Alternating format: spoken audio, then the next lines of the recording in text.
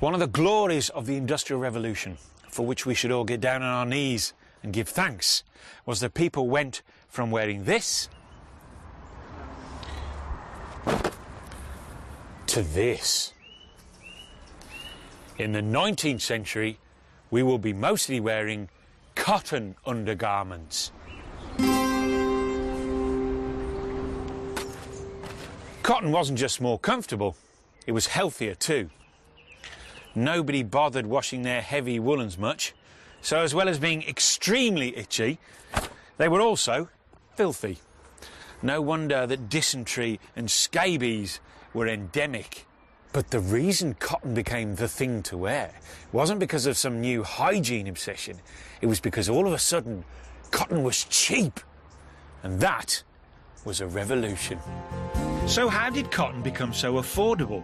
What changed it from a material imported from overseas for the few to something made in vast quantities here in Britain for the many? Cotton, much more difficult to spin than wool, has a short staple length, the length of each fibre. However, here goes. Cotton has been spun in the same way for 1,000 years, using this, the drop spindle. Just put a hitch there, and this is my carded cotton. So, by using the weight of the wood, we draw the fibre out, and then the spinner gives a twist, locking the fibres together. But if you spin too early, you go too thick. And if you spin too late, it goes too thin.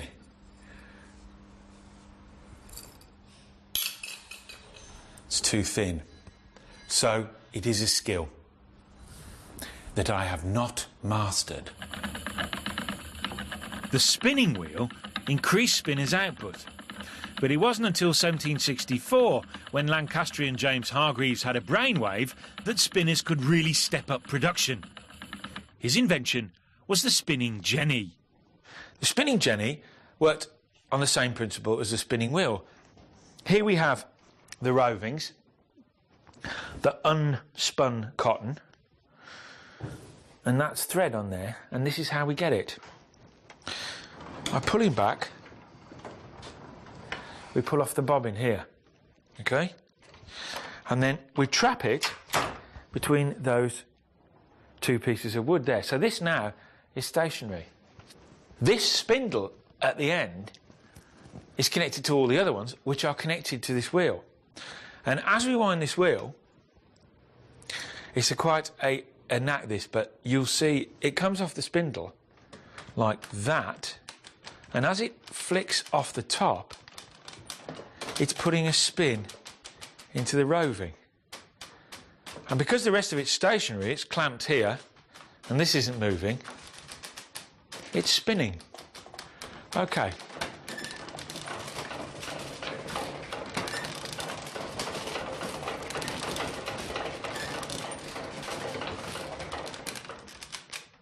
And we've now got spun thread between here and there. So this is the complicated bit. What we have to do is go backwards a bit and take that off, and then put the guide wire down like that, and then moving forward quickly the other way, we wind it on. Bingo. Mechanically simple, economically breathtakingly sophisticated, because what happened was that 120 spindle machine, this is a 30 spindle machine, on 4 draws, that's backwards and forwards 4 times, could spin half a mile of cotton. So in the old days, 6 spinners would work to supply 1 weaver. Now, 1 man spinning on this could supply 8 weavers. Cash. The jenny took cotton out of the home and into the workshops, sounding the death knell for spinning as a cottage industry. Other traditional cottage industries, such as weaving and stocking knitting, were becoming mechanised in the same way as spinning.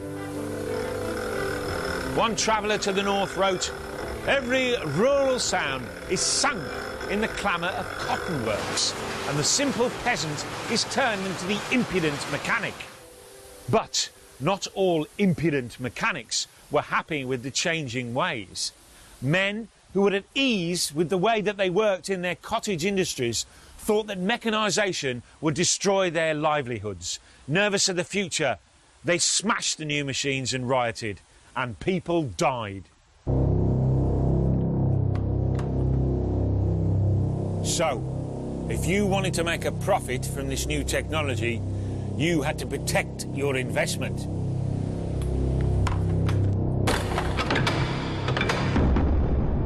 And this place took it very seriously. Huge studded door, locks based on those at Derby Jail, produced to order by a London locksmith, and these gun embrasures.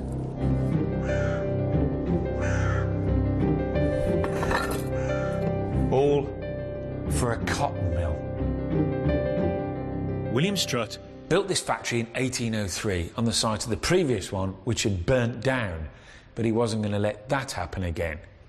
Built of stone and cast iron, this is one of a new breed of fireproof mills, and with its metal frame construction, it is revolutionary. In fact, it's the grandfather of the skyscraper. But why this obsession with defence? Why build gun embrasures? He felt that he needed the protection of firearms because he had something in this mill much more impressive and much more advanced than the Jenny, and it was putting spinners out of work. What he had was a machine invented 30 years earlier by his father's partner, Richard Arkwright, a wig maker from Lancashire. Strutt needed cheap yarn for his hosiery business, and Arkwright had come up with an invention that would provide him with more than enough. But fearing the wrath of Lancashire spinners, Arkwright had looked elsewhere to develop his machine. Security wasn't the only reason for the move. Arkwright knew that Hargreaves had hardly made a penny from his spinning invention. Unscrupulous businessmen had stolen his idea and just made their own. Arkwright knew that his idea was good, and he was determined that it was going to make him a fortune. Good lad. So, in 1771, he moved here, to Cromford, a tiny mining village on the south side of the Peak District. No one would steal his new invention here. Cromford was to become Britain's spin city. Cotton was becoming the fashion fabric. After all, why wear this when you can wear this? Actually, I prefer the sweater, but I'm making a point. Beautiful patterned cotton from India was all the rage. And Lancastrian barber and wig maker Richard Arkwright had come up with an invention that was going to revolutionise the cotton industry. To keep his machine a secret so that he could make his fortune, he set up shop miles from traditional centres of cotton production, here in leafy Cromford in Derbyshire. And this is his invention. This is an original of 1803, so can't be used. But this is a replica with 4 spindles instead of 48. As you can see, it's quite a simple machine. Turning the belt drive draws the yarn through the 3 sets of rollers, rotating at different speeds determined by the gearing mechanism. The weights put the stretching yarn under different degrees of tension. The second roller runs at twice the speed of the first roller, stretching the yarn to twice its length. Then the third roller runs at twice the speed again, so doubling the length of the cotton again. Finally, the spinning spindle puts the twist in the yarn. It's quite a beautiful action. Through trial and error, Arkwright worked out the critical distance between rollers. The length of cotton staple being only 2.5 centimetres, any less than that and the fibres would break. longer than 7 centimetres and it would be too weak. Maybe years of curling wigs gave him the idea. The rollers, the top being leather covered and the bottom metal and splined, gave the right amount of friction, and the front weights stopped the yarn twisting before it had been stretched. There's no great leap in technology here. This is the logical application of current knowledge. This replica was built by a local clockmaker, and in fact Arkwright advertised for clockmakers to make his machines. These cogs here look just like the innards of a timepiece. So how good was this machine? Records suggest that to process 100 pounds of cotton would take Indian hand spinners 50,000 operative hours.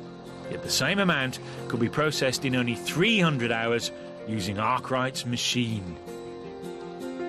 And because Arkwright's spinning frame was designed to be powered by water, operators didn't need to work the machine anymore, they simply had to maintain it, changing threads, oiling moving parts and the like.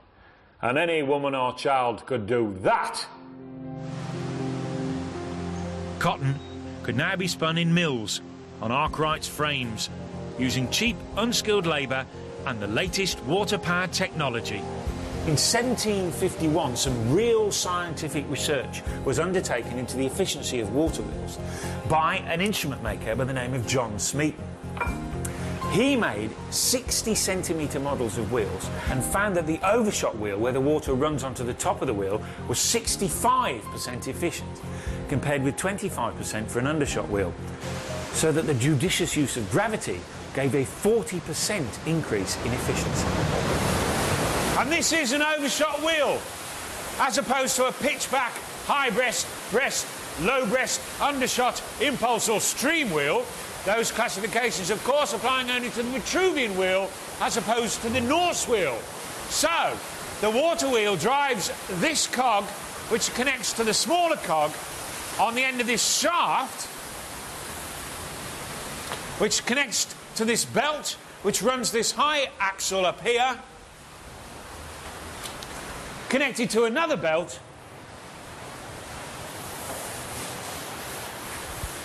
which works machinery. Arkwright's first mill at Cromford was powered by a single overshot wheel driving spinning machines across 6 floors. In its day, there was nothing like it.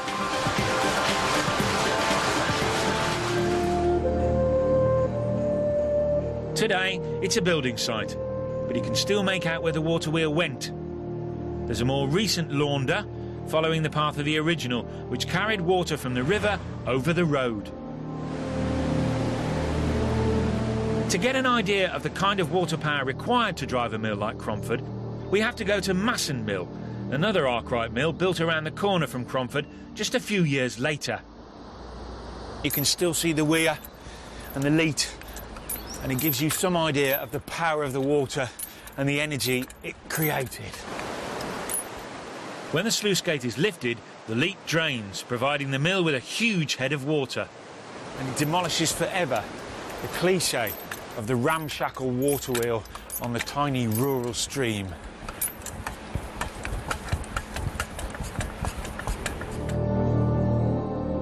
Water power, cheap labour, and the water frame now allowed cheap cotton. It had made Arkwright an extremely wealthy man and turned spinners into factory employees.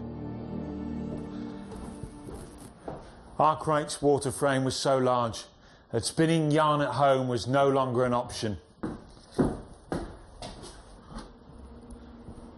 Instead, Cromford, like this later Arkwright mill, was built just wide enough for 2 water frames end to end. In this room, that's 48 frames, a total of 2,304 spindles. And that is not just a change in scale, that is a change in which the whole industry is organised. Arkwright, paranoid that his invention might be stolen, worked the mill 120 hours a week to get as much money as possible out of it. And the people who worked in this mill couldn't stop and start, come and go as they pleased, as they used to when they worked from home. They were now factory employees, and they worked when Arkwright told them.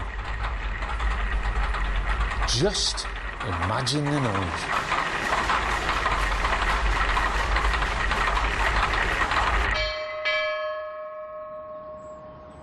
Arkwright was the prototype ruthless mill owner. These are his workers' houses.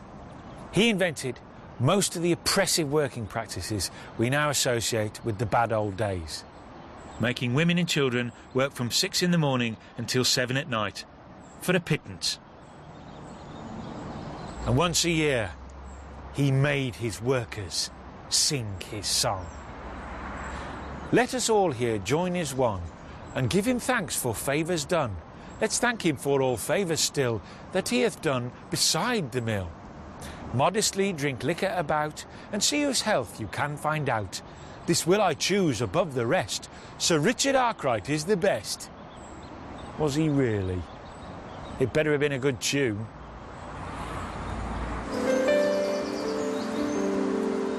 But the very isolation that drew Arkwright to Cromford was causing problems. This wasn't the wool industry with raw material in every field. He had to get imported raw cotton from London and Liverpool. So, along with other local businesses, Arkwright petitioned to have this built, the Cromford Canal. Completed in 1794 by William Jessup, John Smeaton's assistant. Remember him? It was 14.5 miles long and stretched from the Erewash Canal to here, just yards short of the Cromford Mills. Now cotton shipments were off the potholed roads and on the canal network. They could get in and out of the valley much more quickly and cheaply. It was called Arkwright's Canal. But the irony was, he died 2 years before it was completed. And it wasn't enough. They still needed more routes out of the valley. Not just anywhere, but to Lancashire, where weaving mills were crying out for cheap yarn. So, Jessup's son Josias kept it in the family and came up with something new. This, the Cromford and High Peak Railway.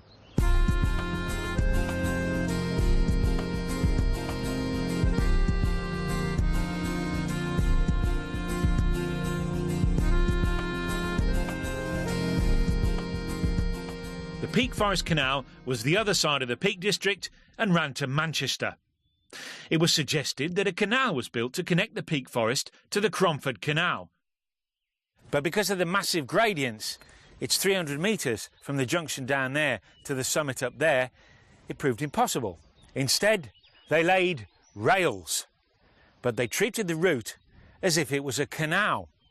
Long, flat sections interspersed with short, steep inclines, sometimes up to 1 in 7. The new railway reinforced Cromford's importance as an industrial centre. Cheap cotton could now be sent to the weaving mills of Lancashire. These original Cromford and High Peak Railway Company rails are cast iron and 1.2 metres in length. They are all straight, so curves are just composed of these straight sections. That made the 33-mile, 5-hour journey a bit of a bone shaker. There are also no sleepers. These rails are laid on stone sets because the flat sections were horse-drawn. Therefore, the horses could walk between the rails. But when things got this steep, the High Peak used a stationary engine to haul the wagons like a vast ski lift. And you don't build engines like this just for a laugh. This magnificent beast is one of 9 that used to haul the wagons up the various inclined planes.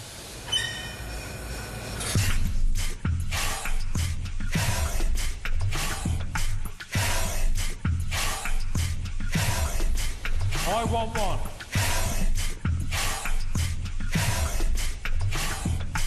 This is an early Butterley engine, 1829. Simple, solid, and it does the job. Made in Derbyshire. It's a development of the Newcomen atmospheric pumping engines, only this has a closed cylinder.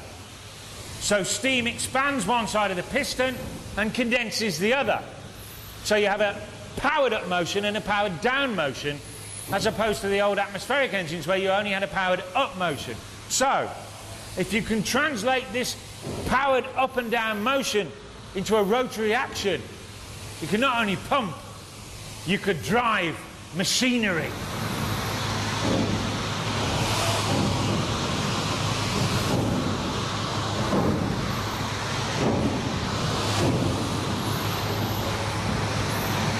Both ends of the beam move in an arc.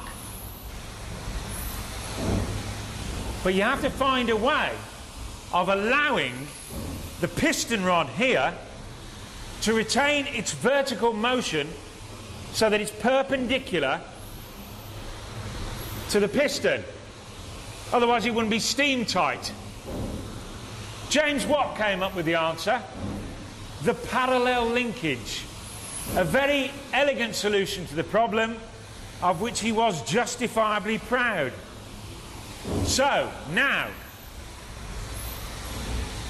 you can attach a sweep arm to this end of the beam, which will drive a wheel. That kind of thing. That's it.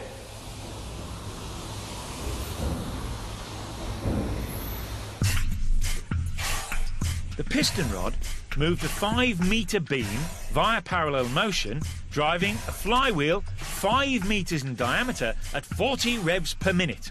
On either side of that flywheel are these two wheels, 4.5 metres in diameter. A rope ran round them all the way to the bottom of the incline and then back up again in a continuous loop. It ran until 1967, hauling its own coal up the incline to fire its boilers. Cotton was the first industry to be revolutionised. Water power produced vast amounts of cotton, and it's no wonder that the place Arkwright chose to site his mill was to be a big player in the industry. And soon, Cromford had its own canal and railway routes. Next time, I'll be looking at how a local trade became an international industry.